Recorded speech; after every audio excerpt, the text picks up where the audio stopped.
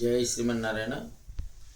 నేటి సమాజంలో ఎక్కడ చూసినా కానీ అరాచకాలు, అన్యాయాలు, ఈరోజు మావిడాకులు, రేపు విడాకులు ఇట్లా తయారవుతున్నాయి. అవగాహన లోపంతో వాళ్ళకు సరి అయినటువంటి దిశానిర్దేశం లేక కుటుంబాలు విచ్ఛిన్నమైపోతున్నాయి, ఎక్కడెక్కడ విడిపోతున్నాయి. చాలా మట్టుకు భార్యను భర్త చంపడము, భర్తను భార్య చంపడము, తల్లిని చంపడము, తండ్రిని చంపడము, ఎటువంటి విలువలు లేనటువంటి సమాజం. చూస్తే గగ్గురు పొడిచేలాగా అక్రమ సంబంధాలు ఒకళ్ళతోటి ఒకళ్ళు, అది వావి వరుసలు మరిచి ఇలా ఎందుకు జరుగుతున్నది అని అంటే ప్రధానంగా పిల్లలకు పెంపకం నుండి, మీరు ఒక కోడల్ని ఎన్నుకునే కానుండి ఇవన్నీ దోహదం చేస్తాయి. వాస్తవం చెప్పాలంటే సభ్యంగా మీరు ముందు సమాజంలో సక్రమంగా నడుచుకుంటే మిమ్మల్ని చూసి మీ పిల్లలు అనుసరిస్తారు. అదే పిల్లల పెంపకం అంటే ఏదో పంజరంలో పెట్టి, లేకపోతే ఏదో ఇలా చేయాలి, నువ్వు అలా చేయాలి, వాళ్ళను గదిరాయించుడు కాదు. నువ్వు సవ్యంగా నువ్వేం నడిస్తే ఆ విధంగా పిల్లలు నడుస్తారు. అది నీ పెంపకం అంటారు.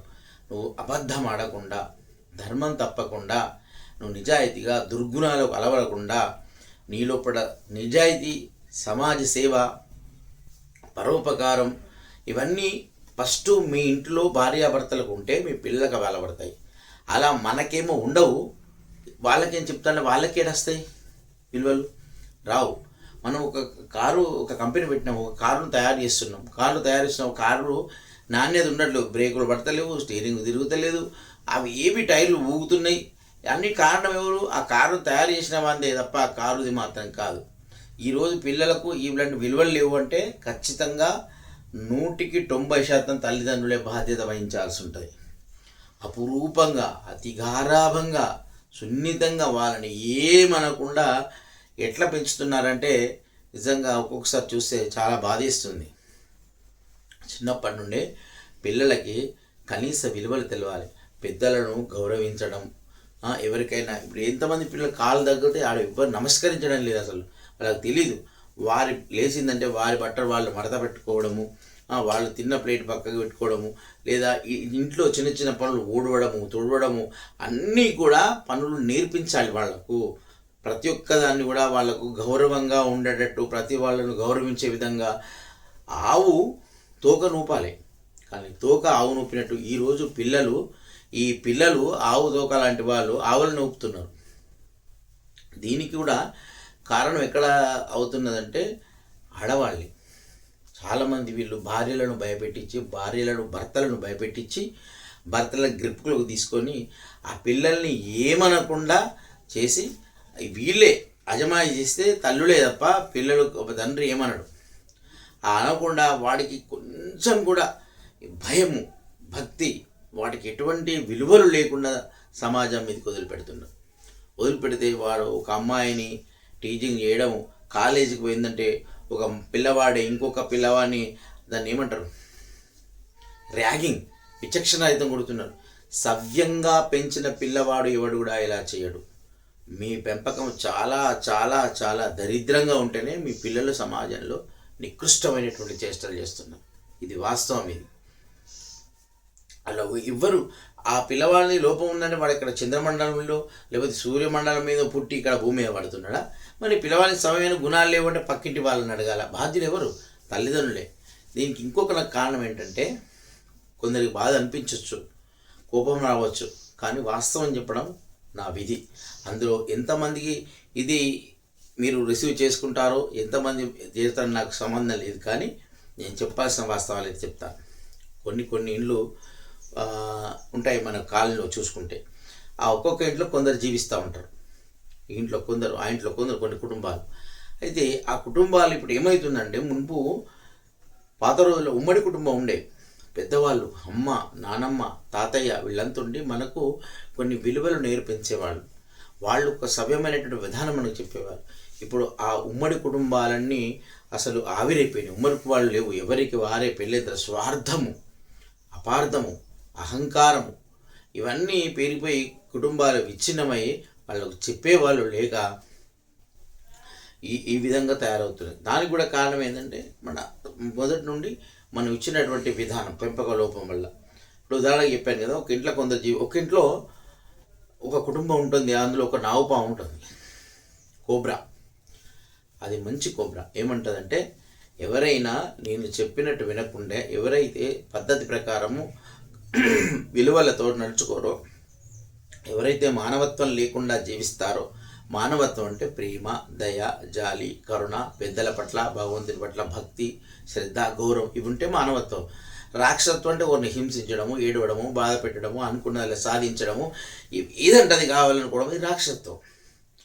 ఇలా ఆ పాము ఏమంటారంటే, ఎవరైతే మానవత్వంతో సవ్యంగా జీవిస్తారో వాళ్ళని నేను ఏమీ అనను, రాక్షసంగా జీవించే వాళ్ళని చంపేస్తా కాటేసి. ఇది మాత్రం వాస్తవం అని ఆ పాము భయపెట్టిస్తుంది. ఎవరైనా కానీ దుర్మార్గంగా నడుచుకుంటే చంపేస్తా, మంచి వాళ్ళని నేను ఏమనంటది. అప్పుడు ఆ పాము భయానికి ఆ ఇంట్లో వాళ్ళు ఎలా పెరుగుతారు, ఎలా ఉంటారు చెప్పండి ఒక్కసారి? సవ్యంగా, భయంతో సవ్యమైనటువంటి మార్గంలో నడుచుకుంటారు. ఆ పాము ఉన్నది పెద్ద పాము ఇంట్లో అంటే తలుపులు తీసిన దొంగ కానీ దొర కానీ ఇంకెవడు రాడు. ఆ ఇంటి వైపు కన్నెత్తి చూడు, ఇంట్లో పెద్ద సర్పం ఉంది, ఈ ఇంటికి పోతే మన ప్రాణహాని అని. ఆ విధంగా ఆ కుటుంబం ఒక క్రమశిక్షణతోటి, ఒక సవ్యమైన భక్తి శ్రద్ధలతోటి జీవనం సాగిస్తూ ఉంటుంది. ఇది వాస్తవం. అయితే ఆ ఇంటి యజమాని అనేవాడు నావుపాములాగా ఉండాలి. అలా లేకపోతే లేనటువంటి కుటుంబాలు. ఇంకొకటి వానకోయిల ఉంటుంది, నీరు పాము అంటారు, వానకోయిలు అంటారు, వానపాము అంటారు. ఈ వానపాములు కాటయ్యాయి, అది బుసలు కొట్టవు, పడగ విప్పవు, భయపెట్టించవు జనాలను. అలాంటి కొన్ని ఇండ్లు ఉంటాయన్న. ఇంకో ఇండ్లలో ఒక ఇంటి యజమాని వానకోయిలాగా ఉన్నాడు, వానకోయిలు ఉంది ఆ ఇంట్లో, అది ఏమీ భయపెట్టించదు ఆ ఇంట్లో ఉన్నాడు. వాళ్ళు ఎలా పెరుగుతారు? విచక్షణారహితంగా పెరుగుతారు. ఏదంటే అదే సాధించడం, కావాలన్నదల్లా పొందడం, లేకపోతే ఏడవడం, గొగ్గోలు పెట్టడం, ఇట్లాంటి అట్లాగే తయారు చేస్తారు. దానికి భయం అనేది లేదు. ఆ ఇంట్లో వానకోయిలు ఉంది కదా, అదేమన్నది కదా. అలాంటప్పుడు విచక్షణారహితం. ఆ తండ్రి అయిన వాడు వానకోయలాగా పిల్లల్ని మతీగారం ఏమనద్దు, మా చిన్నోడికి మీకు కష్టం తెలియకుండా పెంచుతున్నారు, వాడికి చిన్న కష్టం వస్తే ఆత్మహత్య చేసుకుని చనిపోతున్నాడు. దానికి కారణం మీరే. చిన్నప్పటి నుండి బాధ, కష్టము అన్నీ తెలియాలి. కొట్టిన పిండిలాగా అయితేనే వాడికి నువ్వు మాటలు అన్నావని మా నాన్న చిన్నప్పటి నుండి అంటాడు ఇంతే అని.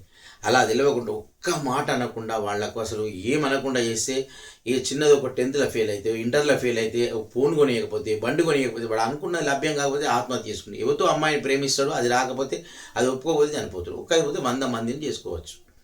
అంటే మీరు అలా నేర్పారు చిన్నప్పటి నుండి.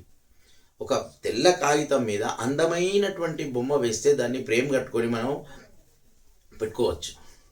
కానీ ఆ పిచ్చి పిచ్చి గీతలు గీస్తే చెత్తకుప్పల వరేయచ్చు. అంటే ఈ తెల్ల పేపర్ లాంటి మీ పిల్లల్ని మీరు పిచ్చి గీతలు గీస్తున్నారా, మంచి అందమైన బొమ్మ వేస్తున్నారా, అది మీ విజ్ఞతకి తెలుస్తుంది. వాడు చిన్నదాన్ని తట్టుకోలేకపోతున్నాడు, మీరు ఆ పరిస్థితి వాడికి కల్పించలేదు చిన్నప్పటి నుండి. కొందరైతే ఒక ఇంటికి పోయాను నేను, చూస్తే సోఫలకు స్పంజిలు వేసినాయి మూలకు. ఏంటంటే ఇట్లా వేసినట్టు, అబ్బో మా పిల్లలు పడితే దెబ్బ తాకితే వాడికి నొస్తారు. అప్పటి నుండే మనకి దెబ్బలు తగలకుండా, నొప్పులు తగలకుండా నువ్వు చేస్తే వాడు ఏం తట్టుకుంటాడు పెద్దగైనాక? ఇది అతి సర్వత్రా వర్జయేత్. అతి వ్యామోహము, అతి గారాభము, అతి ఏదైతే ఉంటుందో అది విషతుల్యం. సర్వత్రా వర్జయేత్, వదిలిపెట్టాలని చెప్పారు. ఇక్కడ అతి ఉండకూడదు. ఎంత ఉండాలో. మీకు గారాభం ఉంటే గంటకు ఒక డ్రెస్ విడివండి మీ పిల్లలకు. బంగారు కవచాలతో బట్టలు తొడగండి, బంగారు గిన్నెలో పెట్టండి, పంచభక్ష పరమాన్నాలు భుజింపేయండి, వాళ్ళ అన్నదల్లా పెట్టండి తినడానికి, వాళ్ళ స్వేచ్ఛగా జీవించనివ్వండి మంచిగా. కానీ చెప్పినట్టు వినకపోతే చీరి చింత కట్టాలి. ఇది పెంపకం అంటే. మనం కూడా ముందుగా సవ్యంగా నడుచుకోవాలి. మీరు నడుస్తూ నేను బాగా తాగుతాను, తాగి ఊగుతా, నా పిల్లలు తాగడ్డురా అంటే వాళ్ళు వింటారా? వినరు కదా. అంటే నేను ఎలా ఉండానో ఫస్ట్ నేర్పించాలి, ఆ మార్గంలో వాళ్ళకు నడిపించాలి. అయినా పిల్లల్ని 3 బలాలు లాగుతాయి. ఒకటి పూర్వజన్మ సుకృతం, రెండోది పూర్వజన్మ కర్మ లాగుతుంది, రెండోది తల్లిదండ్రులు ఎటువంటి పెంపక బలం, వాళ్ళు ఇచ్చే మోరల్ వాల్యూస్, వాళ్ళ సంస్కార బలం లాగుతుంది, మూడోది స్నేహ బలం లాగుతుంది. ఈ టగ్ ఆఫర్ అంటారు, టగ్ ఆఫర్ అంటే తాడబట్టి లాగడం, ఏది బలంగా ఉంటే అటువైపు లాగబడతాడు పిల్లలు. కాబట్టి మనమేం చేయాలి? మన సంస్కార బలాన్ని గట్టిగా ఇవ్వాలి. చిన్నప్పటి నుండి ఒక బేస్మెంట్ గట్టి ఉంటే బేస్ ఉంటే బిల్డింగ్ కూలిపోదు, ఆ బేస్ లేకపోతే ఇల్లు కూలిపోతుంది. అట్లాగే ఒక పిల్లవానికి మోరల్ వాల్యూస్తో మంచి దిశానిర్దేశంతో వాడికి చక్కగా ఆధ్యాత్మిక జీవనం ఉదయం లేవంగానే భూమికి నమస్కారం చేయడం, తల్లిదండ్రులకు నమస్కరించడం, అరచేతులు చూసుకోవడం, కరాగ్రే వస్తే లక్ష్మి ఇలాంటి శ్లోకాలు చెప్పించడం, దేవుళ్ళని చూసి నమస్కరించడం, స్నానాది కార్యక్రమాలు చేసిన తర్వాతనే దేవునికి ఆరాధన చేసుకోవడం, నమస్కారం చేసుకోవడం వచ్చినప్పుడు నేను పాలు వస్తాను. వాడు అలా అయిన తర్వాత చిరుప్రాయం నుండి చీమలకు చక్కెర వేయడము. ఎందుకు నాన్న వీడికి వేయడం అని అడుగుతాడు. వాడికి ఆకలి అవుతుంది నాన్న, వాటికి ఎవరు పెట్టాలి, మన ఇంట్లోనే మనమే పెట్టాలి కదా అని పెడితే అలా వాడికి దానుగుణం. పక్షులకు నూకలు వేయడం, ఓ ఆవు వస్తే నువ్వు ఇంటి మీద కుక్క వస్తావు, దానికి ఏదో తోచిన ఆహారం పెట్టడం, ఇట్లా భూతదయ ఏర్పడుతుంది. ఇతరుల మీద ప్రాణి మీద జాలి కలిగేటువంటి విధానము అవి ఏర్పడుతుంది. చీమలకు కనబడంగానే ఆవిడ అగ్గిపోసుడు, చీమలకు గిమాక్సిన్ తెచ్చిపోవడం ఇలాంటివి చేయకూడదు. అలా చేస్తే వాడు క్రూరంగా తయారవుతాడు. మిమ్మల్ని అనుసరించి వాడు నేర్చుకుంటాడు. కాబట్టి ఇట్లా ఒక మోరల్ వాల్యూస్ తోటి మీరు ఎప్పుడైతే మీ పిల్లల్ని పెంచుతారో మీ కుటుంబంతో పాటు సమాజంతో పాటు జిల్లా, రాష్ట్రము, దేశం కూడా బాగుంటాయి. ఇవన్నీ విచ్ఛిన్నం అవడానికి కారణం ఏంటంటే ఎక్కడ చూసినా విడాకులు. భార్యాభర్తల మధ్య ఎంత స్వార్థమైనటువంటి ఈ భార్యాభర్తల బంధము విడిపోవడానికి ప్రధాన కారణం ఏంటంటే మళ్ళీ మీకు నేను నెక్స్ట్ వీడియోలో తర్వాతి వీడియోలో వివరంగా చెప్తాను. మీరు పెంపకం నుండి మొదలు పెడితే అమ్మాయిని ఎన్నుకునే విధానం వరకు కూడా చాలా తప్పిదాలు చేస్తున్నారు. దానివల్లనే కుటుంబాలు విచ్ఛిన్నమవుతాయి. ఒక పిల్లవాడిని మీరు చక్కగా వాడికి సభ్యమైనటువంటి గుణాలు ఉన్నాయా లేదా మీరు ఒక కంట కనిపెట్టాలి. మీ పిల్లల్ని ఎటుపోతున్నారు, ఏం చేస్తున్నారు, ఎంతసేపటికి వస్తున్నారు, వాడి యొక్క విధానాలేని వాడు ఏం చిన్నప్పుడే సెల్లిచ్చుడు, చిన్నప్పటి నుండే సెల్లిచ్చే వానికి ఏది వాడిది. చిన్న పిల్లోడు మొన్నోడు అంకుల్ ఫోన్ ఇవ్వని అడిగాడు. అడిగితే బంధువుల ఇంటికి పోయినాం, వాడు బ్యాడ్ గర్ల్స్ బ్యాడ్ ఉమెన్స్ అని కొట్టిండు చూస్తాను. అంటే అంత అప్పటి నుండి వాడికి నేను యూట్యూబ్ గుంజుకొని చూస్తే బ్యాడ్ ఉమెన్స్ అని కొట్టిండు. ఇంత దరిద్రంగా తయారు మీరు సెల్లిస్తున్నారు, మీరు ఏం గమనించట్లేదు. ఇట్లా సమాజంలో దరిద్రంగా ప్రతిదానికి సెల్లిచ్చి కంటిన దెబ్బతింటుంది, ఆరోగ్యం దెబ్బతింటుంది. అవన్నీ చూడకుండా మీరు పిల్లల్ని ఫస్ట్ అయితే ఏ విధంగా పెంచాలి, ఎలాంటి వాల్యూస్ ఇవ్వాలి అనేది మీకు తప్పకుండా నెక్స్ట్ వీడియోలో చెప్తాను. ఈ విధానం మనమైతే పిల్లల్ని మంచిగా పెంచకపోవడం వల్ల ఈ సమాజం అంతా విచ్ఛిన్నం అవుతుంది. ఇందాక చెప్పాను కదా 3 విధానాలని. ఒకటి పూర్వజన్మ సుకృతం అని చెప్పాను, రెండోది తల్లిదండ్రుల సంస్కారం అని చెప్పాను, స్నేహబలం అని చెప్పాను. అందుకోసమే ఈ 3 లాగకుండా తల్లిదండ్రులు మంచి సంస్కార బలాన్ని ఇస్తే ఈ కర్మబలం కూడా తుడిచిపెట్టుకోవచ్చు. వాడికి ఆధ్యాత్మిక మార్గాన్ని భగవంతుని చరణాలు బట్టే నేర్పండి, అన్ని కర్మాలు తుడుచుకోపోతాయి. ఇక వాడు మంచి బేస్ తోటి మీరు ఇచ్చింది కాబట్టి ఏ స్నేహబలం కూడా వీడి దగ్గరికి వచ్చి వీడి దగ్గరికి వచ్చి చెడగొట్టాలని ప్రయత్నించాడు. వాడు వీని మార్గంలోకి రావాలని ప్రయత్నం చేస్తాడు తప్ప. అందుకోసమే పిల్లలకి మీరు ఆస్తి పాస్తులు ధనము డబ్బులు ఇవ్వకున్నా చెడిపోరు. గుర్తుపెట్టుకోండి. సంస్కారం ఇవ్వకుంటే తప్పకుండా చెడిపోతారు.